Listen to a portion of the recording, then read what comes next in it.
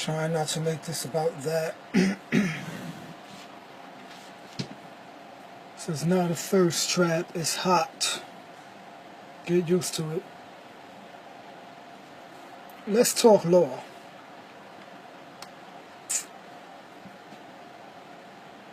Over the last week or so, I've been watching What Up, Caraway Lee?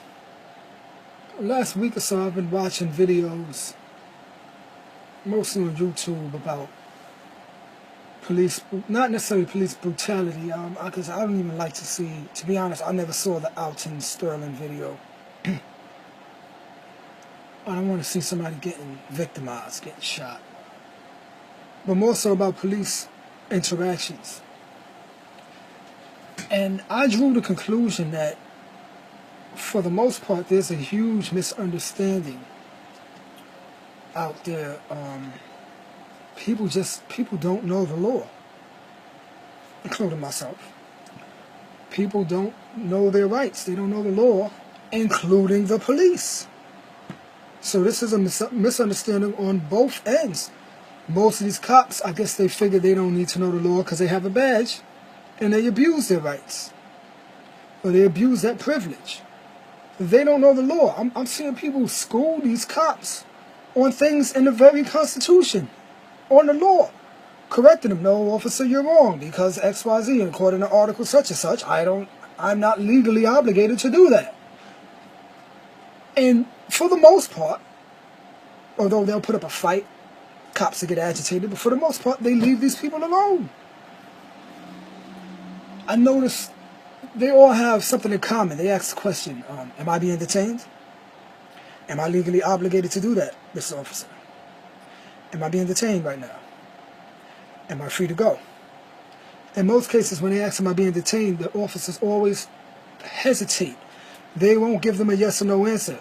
Officer, am I being detained? Well, I'm just asking you for your ID. I understand you're asking me for my ID. Am I being detained? Well, it's just a simple question. We just need to see your ID. Am I being detained? And once they give you that yes or no, once they, no, you're not being detained. Okay, am I free to go? That should be the next question. Am I free to go? Don't get sucked into having a conversation with them. Most of the videos saying don't even speak to them. So if you get pulled over, like, let's just say you get pulled over and you know you switched lanes without signaling, or you know you were speeding, whatever. Just have your license and registration prepared for them with your hands on the steering wheel in a non-threatening manner. Don't have a conversation. If you must give them your license and registration, give it to them. No conversation. No explanation. Remain silent. Because, like the Miranda rights say, anything you say can and will be used against you. Not might be, can and will be used against you. Even if you're telling the truth, even if you're innocent, they have a way of flipping these things around in court. So, say nothing. And if you must say things, keep it to a minimum and let them be questions. You ask them the questions. Officer, may I ask why you pulled me over? That's what it was. That's what I forgot. May I ask what your probable cause is for stopping me? If they don't have a probable cause, if they don't feel like you have committed a crime, are committing a crime, or about to commit a crime, they have no probable cause for stopping you, for detaining you, for asking you for ID, for anything like that. Issue is, if you don't know your rights, if you don't know the Constitution, if you don't know the law, you get suckered into that, and they take advantage of you. Now, it is not your job, although it is your, I guess, responsibility for your own safety to know the law. It is not your job to know the law. It is their job to know the law and to act accordingly to what the Constitution says. So they are abnormally using their privilege or their rights as an officer, the power that comes with the badge. They are abnormally using that. Because they have to take classes and pass a test in law in order to even get that badge, right? So it's their job to know the law, not yours. Although I will say, for your own safety, nobody's going to go out there and teach you the law. So it's your obligation for your own safety and your protection to know these things. But off the rip, they are obligated. They have to know the law. It's their job. So when they notice that the person they pulled over doesn't know the law, it is not then in their powers to abuse it and take advantage of that person because they don't know the law. They're dead wrong for doing that. So I said, you know what, let me watch some of these videos, see what's going on. And of course, I noticed that there were a lot of Caucasian people telling police officers off, putting them in their place, knowing the law, and the cops leave them alone.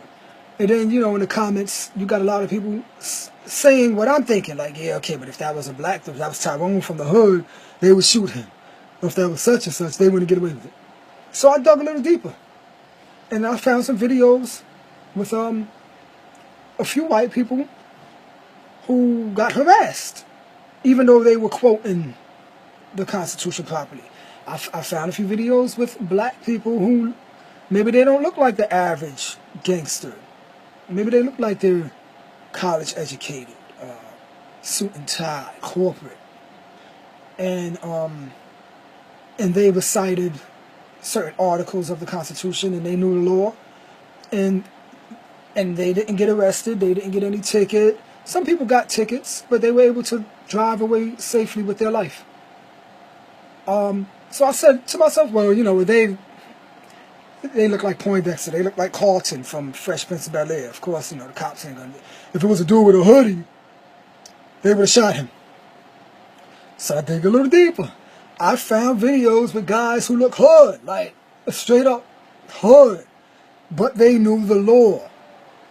So what it showed me is that it's two things that come into play: is knowing the law, and then also, no, three things: knowing the law, being able to regurgitate it, show the officer that you know the law and that you're not in the wrong right now.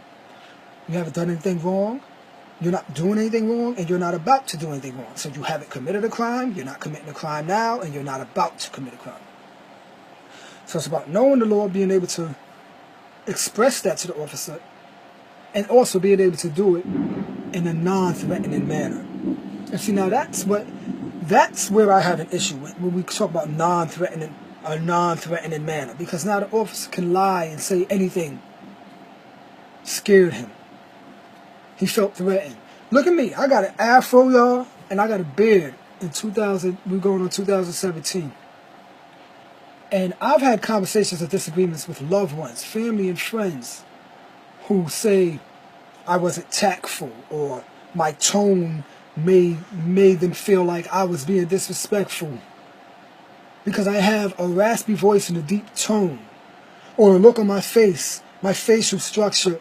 If I come across like that to family and friends, in cases where I wasn't even meaning to be negative, that was just my look. Imagine a situation where I fear for my life because I'm nervous because of these people's track record. Okay, mind you, they get to say that they fear for their life because they think they have reason to believe that someone might be carrying a weapon. So they get to say that they were in fear for their life because you might have a gun on you.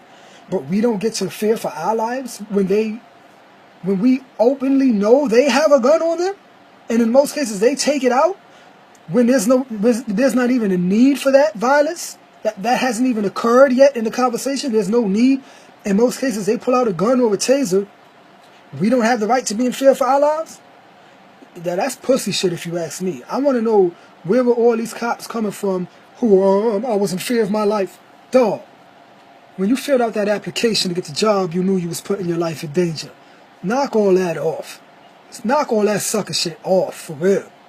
You shouldn't be having a badge, and you shouldn't have that job then. If you want to tell me you was in fear for your life. Come on, man. That's got to stop.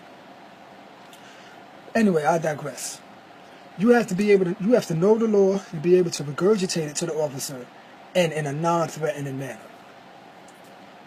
So here you are, you're pulled over, you feel like your life is in danger because you see what's going on out here in the country. You automatically may be nervous. So you feeling nervous, it's going to manifest in your words, in your actions. That might make them have reason to believe that you are threatening to their life now because they feel nervous. So how do you properly show the officer that you know the law and express it in a non-threatening manner? That's what I have an issue with. How do you do it? I know some people that's watching this might know law. They might know lawyers. You might have studied law. You might even be a cop. So let's open a dialogue on this. Let's talk. If you're a cop, I would love to hear your solution. What do you think? Let's look at this from two sides. All right? Like I said, the videos I've been watching, I came to an understanding that there's a misunderstanding and that overall, citizens of this country do not know the law, including the police. The danger in that is what's this? You were mandated to take classes on law in order to carry out your duty. So, hold on, if you were mandated to take classes and pass them to carry out your duty, this shines a brighter light on the situation, because now I can't even say that. No, you could say cops don't know the law because they could have just memorized some shit just to pass. Just like back in high school, there was a lot of stuff that you memorized just to pass the test, but you didn't really know what you were studying. So, okay, we could say that. But we could also draw the conclusion that not only do a lot of these officers not know the law, but you can say there's a nice amount of them that do know the law, and they just choose to carry it out the way they want to carry it out. But see, there's a lot of pride behind a badge. There's a lot of ego, especially if you're in the right and you know your rights and you say, well, officer, do you have probable cause? Well, am I being detained right now? Am I free to go? Questions like that agitate them and annoy them, which it shouldn't. It shouldn't. I mean, let's face it, most people don't know the law, so the very few that do know the law and they ask you those questions, let it be. Don't press the issue. Just let them go. Let them drive off and you get the next person. The next person might not know the law. Then you can have your field day. You can enjoy your birthday cake. But if somebody is asking you the right questions showing that they know the law, then you should leave them alone. Don't let the situation escalate. Don't let your pride and ego get in the way, because you're dead wrong. You're wrong. First of all, you're wrong because you're stopping people under the pretense that I'm going to be able to get away with this because they don't know any better. So you're automatically wrong for that. So once they do prove to you that they do know better, I think you should let them live. Without all these questions, without wasting their time, let them live. Because you're going to catch the next person who doesn't know any better. And that's not fair either, but we have to draw the line somewhere. And honestly, watching these videos showed me that it really doesn't, although we do say, skin color matters, I've learned, I saw for myself that it really doesn't when you know the law and you're able to remain calm and ask the officer the right kinds of questions. Don't be sarcastic, don't be a smartass, don't have an attitude, remain calm and ask them, almost be robotic, no emotions. Remain calm and ask them the right questions. Officer, may I ask what your probable cause is for stopping me? Ask the question and remain silent. See what they have to say. If they're trying to lead you into a conversation or ask you questions, I don't wish to answer. I don't wish to answer that question, officer. I saw this older white gentleman said, "I don't answer questions." He said that about 40 times. I don't answer questions. I don't answer questions. I don't. Young black dude, you might not get away with that. You know what I mean? Like, they might drag you through your car window. Let's be realistic here. But you can convey the same message that older white gentleman conveyed with different words. So don't say, "Nah, I don't answer questions." Say, yes, I don't feel comfortable answering that question, officer. I don't have legal obligation to answer that question, officer. Do you have probable cause? I don't feel like I need to answer that question, officer. But do you have probable cause for stopping me? Always go back to your original question. It's layers. You don't have to move on to any other questions until they have actually answered that first question, allowing the conversation to progress. Do you have probable cause for stopping me, officer? If they never say yes or no, you just keep asking them that. Just keep asking them that. Or, am I being detained? Why am I being detained, officer? Do you have probable cause for detaining me? Why am I being detained? I might be wording some of these questions the wrong way, which is where I welcome law enforcement or people that know the law to chime in and correct me. Correct me. Because I don't want to say the wrong thing to an officer, and I don't want you to say the wrong thing to an officer. But I feel like if you have the knowledge and you are able to say the right thing, and there's certain keywords that click in these officers' minds, because I noticed in a lot of these videos when the people said the right thing or asked the right questions, they just, okay, all right, sir, you have a nice day. You know? The other one is, if they just keep badgering you and they don't want to answer why they're detaining you, or they don't want to answer your question, what their probable cause is, but they want to get into police mode and show you that I have the authority to say and do whatever I want to you. Kindly ask for a supervisor. Yes, officer. At this point, I'd like to speak to a supervisor. I feel like, in a nutshell, you're pretty much telling them I feel like you're not equipped to handle this situation legally, in a legal manner or in a safe manner. Yeah, I don't feel safe continuing this conversation with you. I feel it may escalate, or can I speak to your supervisor, please? Someone who is more qualified to conduct this interview, because that's what you're doing. You're interviewing me. You're asking me questions. We have reason to believe, such as, okay, you have reason to believe. What is your probable cause, though? What is your probable cause for stopping me? You have reason to believe what? I fit a description? Well, do you believe that? No, do you believe? Do you have proof that I committed a crime? Is it? I don't know. Correct me. Is it proof, or is it? Do you believe? This is where things get tricky. You don't want to say the wrong thing. Do you believe that I've committed a crime, that I am now committing a crime, or I'm about to commit a crime? I know that's the order of things. That I have committed a crime, that I am now committing one, or I'm about to commit. But I don't know if you ask them, do you believe? Because anybody can have reason to believe something. Or do you ask them, do you have proof? Because in most cases, they don't have proof. So is the word proof? Is it believe? Is it...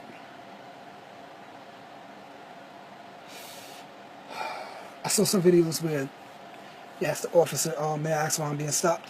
Yeah, we got a call. Okay, you got a call. You got a call to be in this area? Yes, we did. On this block? Well, what's the address that the call was made for? Because they can't just get a call to just, show up on the block. It's an address that any suspicious activity was done in front of or inside of or whatever. So you ask them, well, what's the address that you got the call for? Okay, cool. Well, that's that way. That's up the block. I have nothing to do with that. Am I being detained? Am I free to go?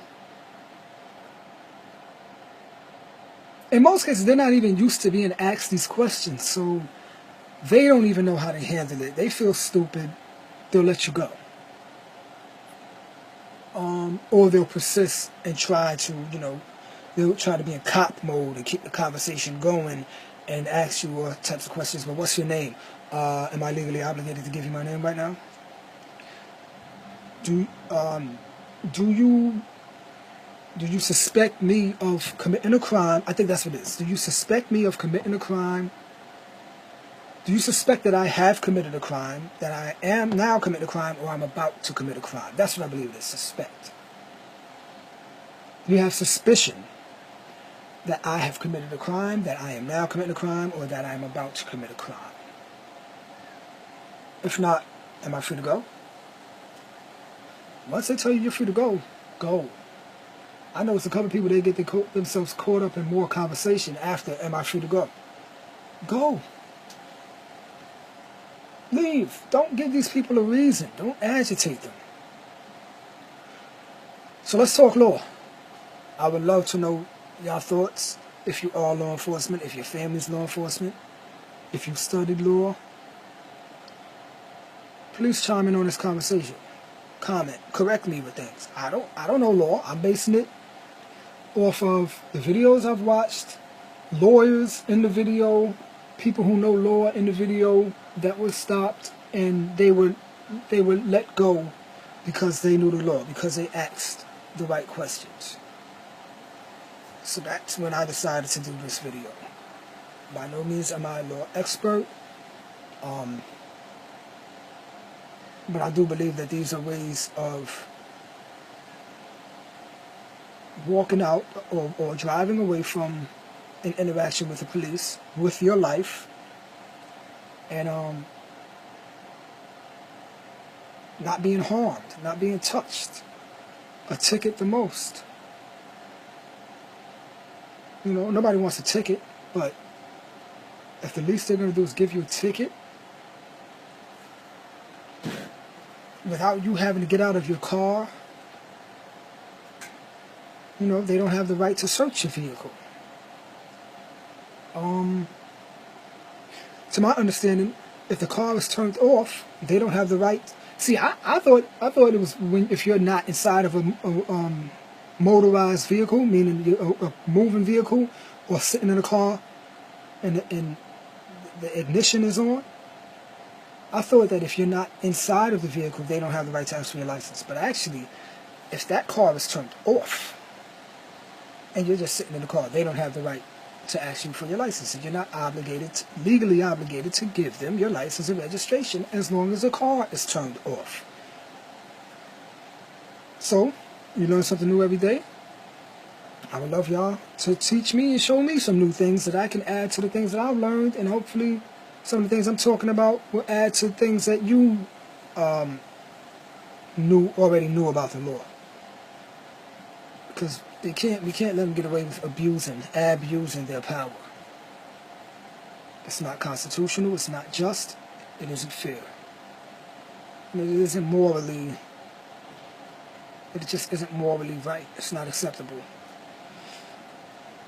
Alright, so please leave your comments. Let me know what y'all think.